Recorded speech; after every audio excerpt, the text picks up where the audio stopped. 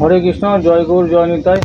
তো আজকে তো ভাগবত মহাপুরাণ যে আছে, তো দেখতে পাচ্ছি এই গ্রন্থটি আর কি। তো ভাগবত মহাপুরাণের আজকে আমি দ্বিতীয় অধ্যায় পাঠ করে আপনাদের সামনে শোনাবো। তো আগের প্রথম দুটো স্টেপে, দুটো পর্বতে আমি প্রথম অধ্যায় সমাপ্ত করেছিলাম, অর্থাৎ মহর্ষি নারদের সঙ্গে যে ভক্তিদেবীর যে সাক্ষাৎকার, সে বিষয়ে আমি তথ্য যে এটা দিয়েছিলাম, অর্থাৎ যে গ্রন্থের মধ্যে যেটা আছে আর কি। তো সেই দেবশ্রী নারদের সঙ্গে ভক্তিদেবীর সাক্ষাৎকার এই বিষয়ে আলোচনা করা হয়েছিল। তো আজকে দ্বিতীয় অধ্যায়, ভক্তির দুঃখ দূর করার জন্য নারদের উদ্যোগ, অর্থাৎ এই পর্যায়টি হবে দুটি অথবা তিনখানি পর্বে আমাকে সমাপ্ত করতে হবে এখানে। তো অনেক বড় আছে পাঠ আর কি। তো আপনারা প্রত্যেকটি পাঠ আপনারা কান দিয়ে শ্রবণ করবেন, আর অবশ্যই জয় গীতা বলে আপনারা কমেন্ট বক্সে অবশ্যই জানাবেন। তো ভক্তির দুঃখ দূর করার জন্য নারদের উদ্যোগ, নারদ মুনির উদ্যোগ। তো এখানে বলছি শুনুন, নারদ উপার্জন, নারদ মুনি বলছে এখানে,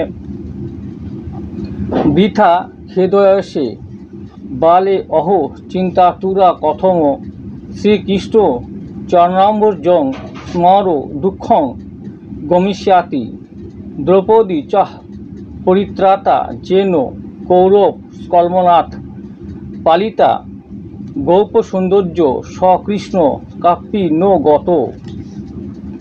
তো এটি এখানে বলা হচ্ছে, নারদমুনি বললেন, হে সাধ্বী, তুমি বৃথা কেন দুঃখ করছো?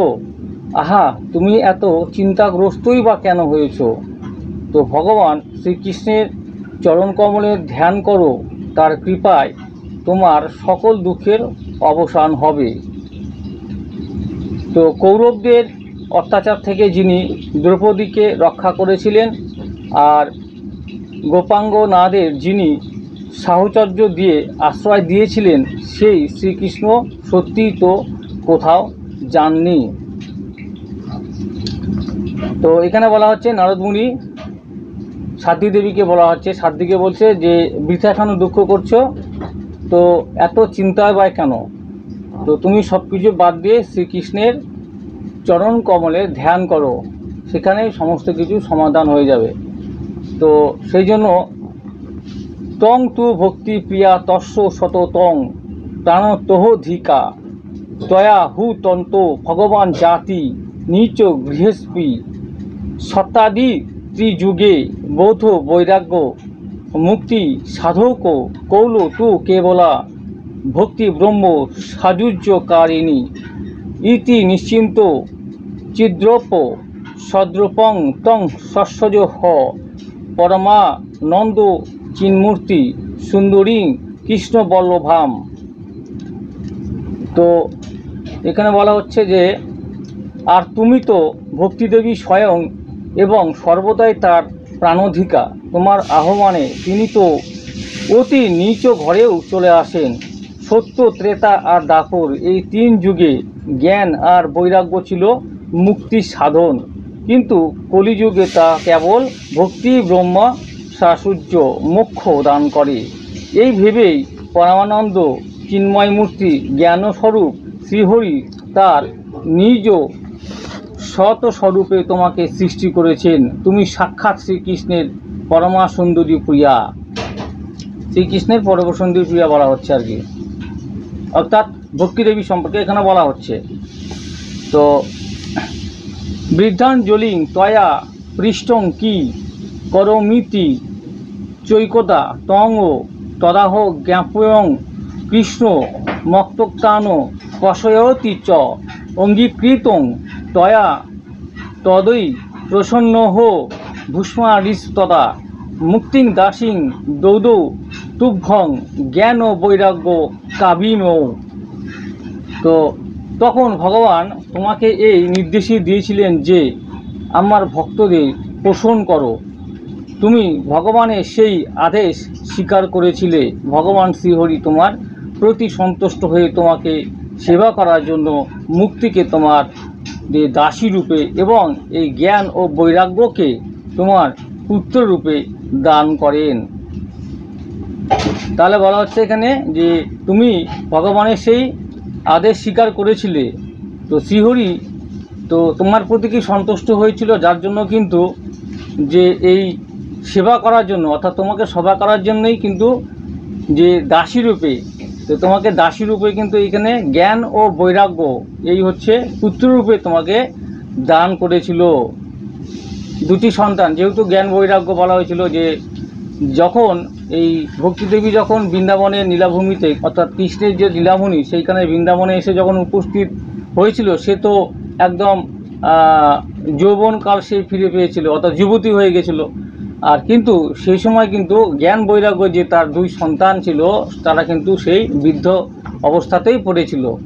তো এই হচ্ছে যে তার যে ভক্তির যে ফল, অর্থাৎ সে যে কাজ করেছিল, সেই কৃষ্ণের যখন নীলাভূমিতে এসে পৌঁছেছিল তখন কিন্তু সে যুবতীতে পরিণত হয়, এবং তারা কোনো কাজ সেই সুফল যেহেতু তার ছেলেরা করেনি, সেই জন্য কিন্তু তারা সেই বৃদ্ধ অবস্থাতে পড়েছিল। অর্থাৎ মা ছিল যুবতী আর দুই সন্তান ছিল বৃদ্ধ। কিন্তু স্বভাবত এবং স্বভাবতই এটি হয় যে মা হচ্ছে বৃদ্ধা থাকবে এবং ছেলেরা হচ্ছে যুবক থাকবে। তো এই তো 7 নম্বর এখানে শ্লোক বলা হচ্ছে, তুমি তোমার সাক্ষাৎ স্বরূপে বৈকুণ্ঠ ধামে ভক্তদের পোষণ করো, মস্তলোকে তুমি তো ভক্তদের পোষণের জন্য কেবলমাত্র ছায়ারূপ ধারণ করে রয়েছ। অর্থাৎ তুমি এখানে সাক্ষাৎ স্বরূপে বৈকুণ্ঠ ধামে ভক্তদের পোষণ করছো বা করার জন্য তাকে বলা হলো, এবং কিন্তু মর্তলোকে তুমি তো ভক্তদের পোষণের জন্য সাক্ষাৎ ছায়ারূপে এখানে আছো আর কি, অর্থাৎ রয়েছো ছায়ারূপে, প্রতিচ্ছবি বা ছায়া সেই রূপেই কিন্তু সেই মর্তলোকে আছে। তো মুক্তি জ্ঞানং বিরক্তিং চ সহ কৃতা গতা ভুবি কৃতা দ্বিধা পরসাত্তং মহানন্দেন সংস্থিতা কৌল মুক্তি ক্ষয়ং প্রাপ্তা পাষণ্ডময় পীড়িতা তদজ্ঞাতা তদজ্ঞায়া গতা শীঘ্রং বৈকুণ্ঠং পুনরেব সা। তো কলিযুগে তোমার দাসী মুক্তি, কলিযুগে তোমার দাসী মুক্তি ভণ্ডমী রূপ ও রোগে আক্রান্ত হয়ে শীর্ণ হতে লাগলো, সেই জন্য তোমারই আদেশে অতি সত্বর বৈকুণ্ঠ লোকে চলে গেছে। তো এই লোকেও তোমার স্মরণ মাত্রেই সে উপস্থিত হয় এবং আবার বৈকুণ্ঠ ধামে চলে যায়, কিন্তু এই জ্ঞান ও বৈরাগ্যকে নিজ পুত্র বোধে নিজের কাছেই রেখেছে। তো এই লোকে স্মরণ মাত্রই, অর্থাৎ এই লোকে স্মরণ মাত্রই যে উপস্থিত হয় এবং আবার হচ্ছে বৈকুণ্ঠ ধামে চলে যায়। হ্যাঁ, কিন্তু এই জ্ঞান বৈরাগ্যকে কিন্তু নিজ পুত্র বোধে এই নিজের কাছে কিন্তু রেখে দিয়েছে, অর্থাৎ আছে। 11 নম্বর, পুত্রীকৃত তয়েম চ পার্শ্বে সসৌব রক্ষিত উপেক্ষাত কৌল মন্দ বৃদ্ধ জাত সৌত তব তথাপি চিন্তং মুঞ্চ তমুপায়ং চিন্তায়ামহম।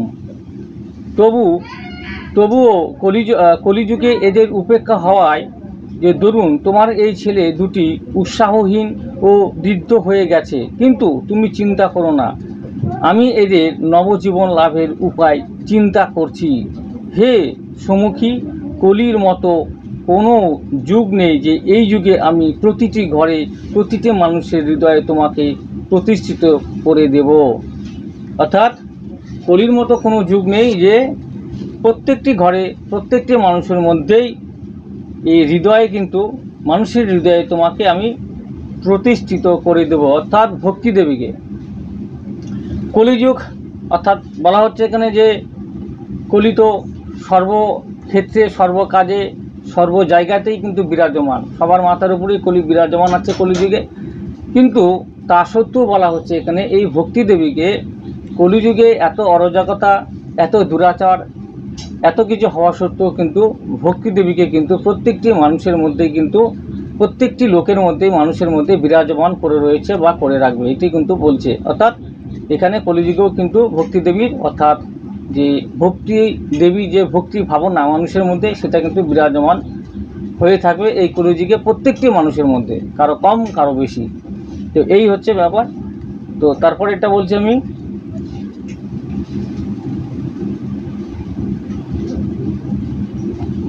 তেরো নম্বর, অন্য ধর্মা স্থিরকৃত্য পুরস্কৃত্য মহত সবান তদা নাহং হরেদাস লোকে তং ন প্রবর্তয়ে তদনিতাচ্য যে জীবা ভবিষ্যান্তি কলাবিষ পাপিন হোপি গমিষ্যান্তি নির্ভয়ং কৃষ্ণ মন্দিরম। দেখো, যে অন্য সব ধর্মকে দমন করে এবং ভক্তি বিষয়ক যে মহোৎসবের আদর বাড়িয়ে যদি আমি এই ভূমণ্ডলে তোমার প্রচার না করি, তো আমি শ্রীহরির দাস নই। অর্থাৎ বলছে এখানে ভক্তি বিষয়ক মহোৎসবে এবং আদর বাড়িয়ে যদি এই ভূমণ্ডলে, এই পৃথিবীতে যে তোমার প্রচার না করি, তো আমি শ্রীহরির তবে দাস নই। এই কলিযুগে যে সকল জীব তোমার সঙ্গে যুক্ত থাকবে তারা পাপী হলেও নিঃসন্দেহে ভগবান শ্রীকৃষ্ণের অভয়ধাম প্রাপ্ত হবে। অর্থাৎ তো ভগবান বলছে এখানে যে কলিযুগে যে সকল জীব তোমার সঙ্গে যুক্ত থাকবে তারা যদি পাপীও হয়, তাহলেও কিন্তু সে হচ্ছে নিঃসন্দেহে ভগবান শ্রীকৃষ্ণের অভয়ধাম প্রাপ্তি হবে তারা।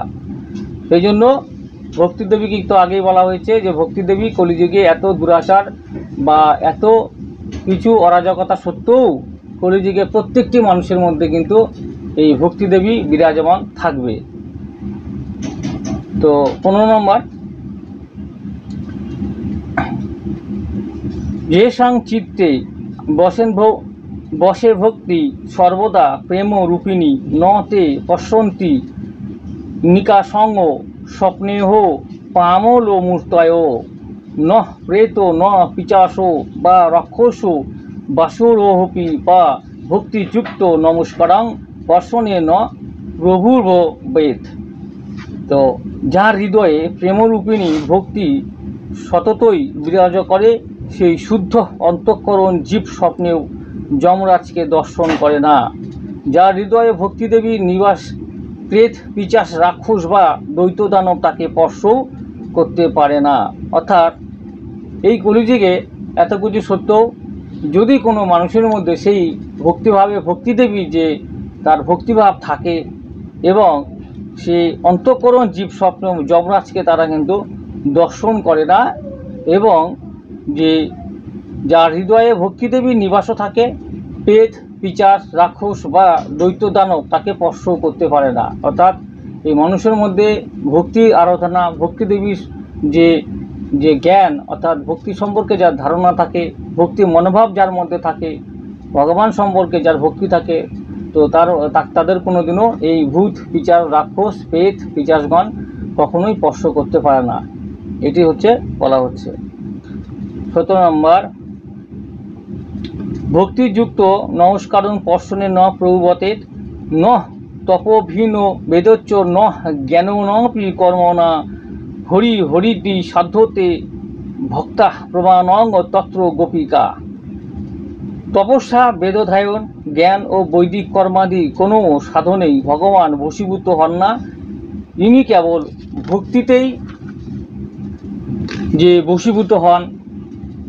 গোপাঙ্গ নারা এর প্রকৃষ্ট প্রমাণ। অর্থাৎ এখানে বলা হচ্ছে যে তপস্যা বেদ ধ্যান মানে বেদ অধ্যয়ন জ্ঞান বৈদিক কর্মাদি কোনো সাধনেই ভগবান কিন্তু বশীভূত হয় না। তো বশীভূত হয় কি? ভক্তি থাকলে, মনে হচ্ছে সেই ভক্তি থাকলেই কিন্তু ভক্তিদেবী যে অর্থাৎ ভগবানের যে সম্পর্কে বা যাদের মনে ভক্তির মনোভাব থাকে, যে ভগবানকে ভালোবাসে শ্রদ্ধা করে ভক্তি করে, তাদের প্রতি ভগবান কিন্তু বশীভূত হয়ে থাকে। তো কলৌ ভক্তি ভক্তা কৃষ্ণ পুরোহিত ভক্তি দ্রোহ করা যে চতে সিদন্তি জগতত্রয়ে দুর্বাসা দুঃখমাপন্ন পুরা ভক্তি বিন্দিনক। যে সহস্র জন্মের পুণ্যফলে মানুষের ভক্তিতে অনুরাগ হয়, কলিযুগে কেবল ভক্তি, শুধু ভক্তিই সার।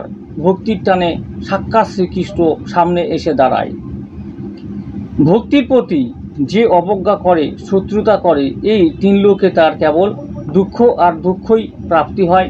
পুরাকালে ভক্তকে যে তিরস্কার করার জন্য দুর্বাসা মুনিকে অনেক কষ্ট পেতে হয়েছিল। অর্থাৎ এই ভক্তির প্রতি যে অবজ্ঞা করে, অর্থাৎ যারা ভগবানকে ভালোবাসে, শ্রদ্ধা করে, পূজা করে, যাদের মনে ভক্তির মনোভাব থাকে, সবসময় সর্বদা বিরাজমান থাকে, আর যারা এই তার উল্টো দিকে চলে, পথ চলে, তো তারা কিন্তু কখনোই কিন্তু শান্তি পাবে না। এবং এই তিন লোকে তারা কেবল দুঃখ আর দুঃখই কিন্তু প্রাপ্তি পায়। পুরাকালে ভক্তকে তিরস্কার করার জন্য, মানে অতীতে যে পুরাকালে বলছে এখানে, ভক্তকে যে তিরস্কার করার জন্য দুর্বাসা মুনিকে কিন্তু অনেক কষ্ট পেতে হয়েছিল। তারা ঘটনা আছে আর কি। তো পুরাকালে এই দুর্বাসা মুনি কোনো ভক্তকে যে কষ্ট দিয়েছিল, তিরস্কার করেছিল জন্য কিন্তু তাকেও কিন্তু অনেক কষ্ট পেতে হয়েছিল। তো নানাবিধ সাধনের কোনো আবশ্যকতা নেই, একমাত্র ভক্তি মুক্তি দেয়নি।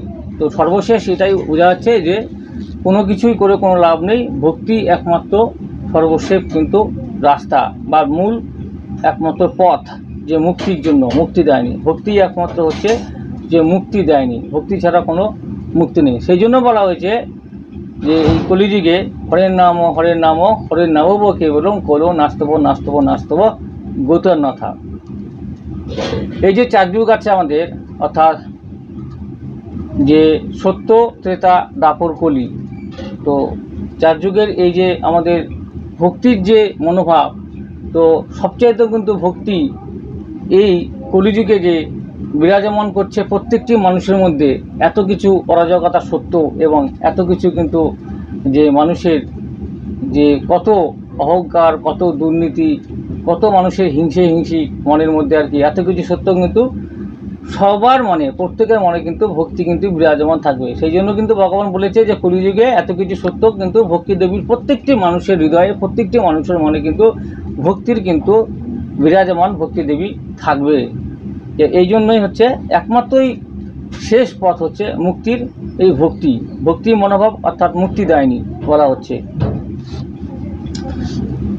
তো সুত উপাজ ইতি নারদ নির্ণীতং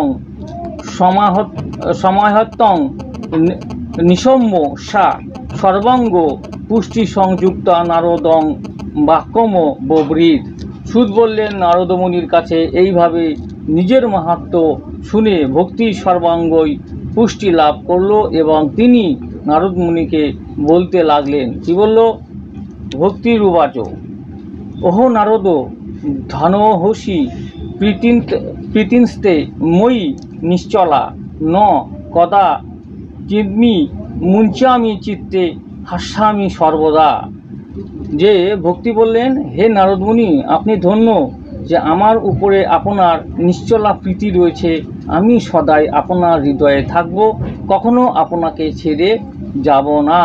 অর্থাৎ এখানে নারদমুনি আপনি ধন্য, নারদমুনিকে বলছে ভক্তি দেবী যে আপনি নারদমুনি ধন্য যে আমার উপরে আপনার নিশ্চলা প্রীতি রয়েছে, আমি সর্বদাই আপনার হৃদয়ে থাকব, কখনো আপনাকে ছেড়ে আমি যাব না। তো সেই জন্য নারদমুনি যে নারায়ণ নারায়ণ বলে কিন্তু গুণকীর্তন গুণগান সবসময় কিন্তু করেন। অর্থাৎ নারায়ণ শ্রীহরি বিষ্ণু, তো বিষ্ণুর উপাসক, বিষ্ণু হচ্ছে সেই একনিষ্ঠ যে ভক্ত, এবং এই নারদমুনি স্বয়ং ব্রহ্মার হচ্ছে পুত্র। তো সেই কিন্তু তার মনে কিন্তু সবসময় শ্রীহরি বিষ্ণু বিরাজমান, নারায়ণ নারায়ণ শ্রী মন্ত্র জপ করে চলে। সেই জন্য কিন্তু এখনও আমাদের কলিযুগে এই নারায়ণ শ্রীহরি বিষ্ণু কিন্তু সর্বদাই সবকালেই কিন্তু বিরাজমান থাকবে এবং আছে, আর ভবিষ্যতেও থাকবে, এবং সবসময় কিন্তু আমাদের মনে এই ভক্তি ভাবনা চেতনা কিন্তু থেকে যাবে। তো এই বলা হলো এখানে, হে সাধু, যে আপনি অত্যন্ত কৃপালু, আপনি ক্ষণকালের মধ্যেই আমার সমস্ত দুঃখ দূর করে দিয়েছেন, কিন্তু আমার পুত্রদের অচেতনতা এখনও দূর হলো না, শীঘ্রই আপনি এদের চেতনা ফিরিয়ে দিন, এদের জাগিয়ে দিন। অর্থাৎ যে এই যে ভক্তিদেবী, যে আগের পর্যায়ে আমি বলেছিলাম যে ভক্তিদেবী যে পুত্র বৃদ্ধ অবস্থায় যে পড়ে আছে, তাদেরকে নিঃশ্বাস ফেলছে, কেউ হাই হুতাশ করছে, বাতাস দিচ্ছে, এই অবস্থায় আর কি। তো সেই জন্য বলা হচ্ছে সেই পুত্রদেরকে যে একদম সে আগের অবস্থায় ফিরিয়ে নিয়ে আসার জন্য তাকে যে কৃপা প্রার্থনা করা হচ্ছে বা বলছে ভক্তিদেবী, এদের চেতনা ফিরিয়ে দিন, এদের জাগিয়ে দিন আপনি, এটাই কিন্তু বলছে। তো যাই হোক, হরে কৃষ্ণ, রাধে রাধে। আমি দ্বিতীয় পর্ব আমি নিয়ে আসছি, অর্থাৎ এটির কারণ 20 মিনিট অলরেডি হয়ে গেছে, আমি এখানে 20-25 মিনিটের উপর দিতে পারবো না ভিডিও। আপনারা পরের যে ভিডিও পর্বটি শোনার অপেক্ষা থাকুন। আর প্রত্যেকটি পর্ব আপনারা কিন্তু অবশ্যই কান দিয়ে ভালোভাবে শ্রবণ করুন, একই ফলের পাবেন আপনারা। এই ভগবত মহাপুরাণ আপনারা কিন্তু একবার যদি পাঠ করা বা শ্রবণ করা শুরু করেন, তাহলে কিন্তু সম্পূর্ণ শ্রবণ অবশ্যই করবেন। এটি দুর্লভ এবং সবার ভাগ্যে হয় না, জোটেও না। তো সেই জন্য বলছি আমি যে এই সমস্ত পড়ার হয়তো মানুষ জীবনে কারো আছে, কারো নেই। ইচ্ছা করলে সবই করতে পারবে মানুষ, ইচ্ছা করলে কিছু করতে পারবে না। মনে যদি ভক্তির ভাব থাকে, সে কিন্তু অবশ্যই এগুলো পাঠ করবে।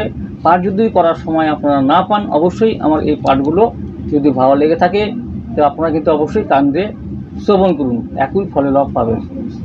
অন্ততপক্ষে পরবর্তী জীবনে একটা ভালো একটা জীবন পাওয়ার আশায় আমরা যে ভগবানের কাছে দুয়ারে প্রার্থনা করতে পারি। তো হরে কৃষ্ণ, রাধে রাধে, জয় গৌ জয় নিতাই। পরবর্তী পর্বটি পাওয়ার অপেক্ষা থাকুন। রাধে রাধে।